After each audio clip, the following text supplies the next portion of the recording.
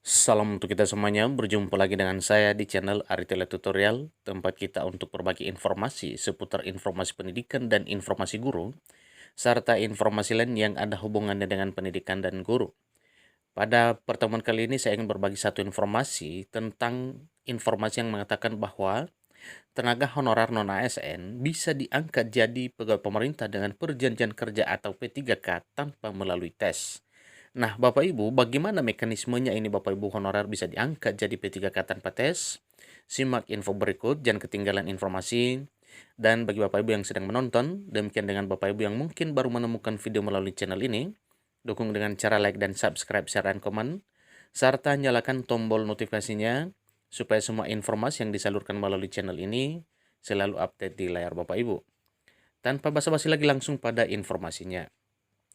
Para honorer akan diangkat menjadi P3K 2022 tanpa harus melewati tes melalui tahapan yang sudah ditetapkan oleh pemerintah. Adapun beberapa kelompok honorer yang bisa langsung diangkat menjadi P3K 2022 khusus untuk guru merupakan pelamar prioritas pertama atau prioritas 1. Bagaimana nasib dengan honorer lainnya yang seperti tenaga kesehatan dan tenaga teknis? Apakah juga akan bisa menjadi P3K tanpa harus melewati tes? Dalam Peraturan Pemerintah Nomor 56 Tahun 2012, Pasal 4 menyatakan bahwa pengangkatan tenaga honorer akan dilakukan melalui pemeriksaan kelengkapan administrasi setelah dilakukannya verifikasi dan validasi oleh tim verifikasi dan validasi yang sudah dibentuk oleh Kepala BKN. Nah, tentunya honorer di sini Bapak Ibu bukan hanya honorer guru ya, tetapi honorer tenaga teknis juga dan tenaga kesehatan. Tetapi dalam tahun 2022, pengangkatan honorer hanya mampu dilakukan untuk mengisi jabatan fungsional P3K saja. Bagaimana tahapan yang resmi dalam pengangkatan honorer menjadi P3K 2022 tanpa tes ini? Nah, melihat dari Kemendikbudristek nomor 349/P/2022, seleksi P3K guru 2022 akan dilaksanakan berdasarkan kuota penempatan kebutuhan. Pelamar prioritas 1 atau P1 bisa langsung ditempatkan di satuan pendidikan dengan menggunakan kelulusan dari hasil seleksi P3K tahun 2021. Penempatan ini berdasarkan kuota penempatan kebutuhan dalam masing-masing satuan pendidikan. Apabila kuota sudah terpenuhi tetapi P1 masih ada yang belum mendapatkan penempatan, maka bisa memilih turun prioritas menjadi P2 atau P3. Kemudian pelamar prioritas 1 atau P1 ini terdiri dari THK 2, guru non-ASN, atau lulusan PPG, dan guru swasta yang sudah lulus passing grade pada seleksi P3K tahun 2021 yang lalu. Pelamar kategori prioritas 2, P2 merupakan THK 2 yang tidak dalam P1 atau tidak termasuk dalam P1. Sementara itu pelamar prioritas 3 atau P3 terdiri dari guru non-ASN yang tidak termasuk dalam P1 dan mempunyai keaktifan mengajar minimal 3 tahun atau sebanding dengan 6 semester di Dapodik.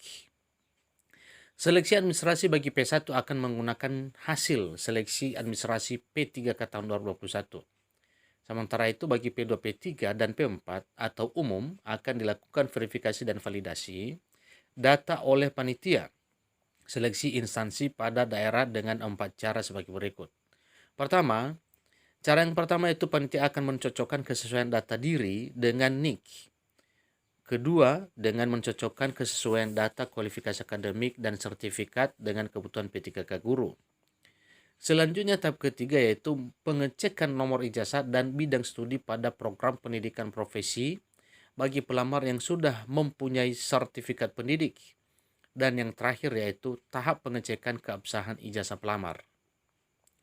Mengacu pada paparan persiapan seleksi kompetensi P3K 2022 dari BKN, tenaga kesehatan dan tenaga teknis akan tetap harus mengikuti ujian CET yang berbasis komputer. Kemudian seluruh nilai seleksi kompetensi dikirimkan ke SSCSN untuk pengolahan nilai yang berdasarkan passing grade dan afirmasi. Kendati nakes tidak mampu langsung diangkat menjadi P3K, sebab pemerintah tetap memberikan afirmasi bagi honorer.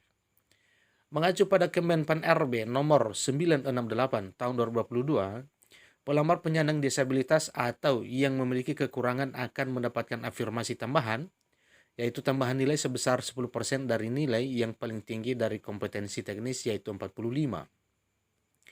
Pelamar yang sudah berusia 35 tahun ke atas dan sudah memiliki masa kerja paling sedikit selama 5 tahun secara terus-menerus serta melamar di instansi tempat kerja, ia bekerja saat ini akan mendapatkan tambahan nilai sebanyak 25% dari nilai paling tinggi dari kompetensi teknis 113. Pelamar P3 ketenaga kesehatan yang sudah melamar di Fasiankes dengan kriteria terpencil dan sangat terpencil akan mendapatkan nilai tambahan sebanyak 35% dari nilai paling tinggi dari kompetensi teknis 158. Pelamar non-ASN yang sudah melamar di instansi tempat kerja saat ini akan mendapat afirmasi tambahan senilai 15% dari nilai paling tinggi kompetensi teknis 68. Pelamar yang sedang atau telah melaksanakan pengabdian dari Kemenkes berupa penugasan khusus di DTPK, pegawai tidak tetap atau PTT Pusat, Nusantara Sehat Individu, Nusantara Sehat berbasis tim, atau harus kerja dokter spesialis penyandang dokter spesialis mendapatkan tambahan nilai sebanyak 5% dari nilai yang paling tinggi kompetensi teknis 23. Apabila honorer P3K tenaga kesehatan yang mendapatkan afirmasi kumulatif dari syarat di atas akan diberikan nilai kompetensi teknis tidak lebih dari nilai yang paling tinggi sebanyak 100%. Nah, itulah informasi honorer yang bisa diangkat menjadi P3K 2022 tanpa tes yang melalui tahapan yang sudah ditetapkan oleh pemerintah khusus bagi pelamar prioritas 1. Demikian informasinya Bapak Ibu, semoga informasi ini bermanfaat bagi kita semuanya. Sampai ketemu pada video berikutnya. Terima kasih.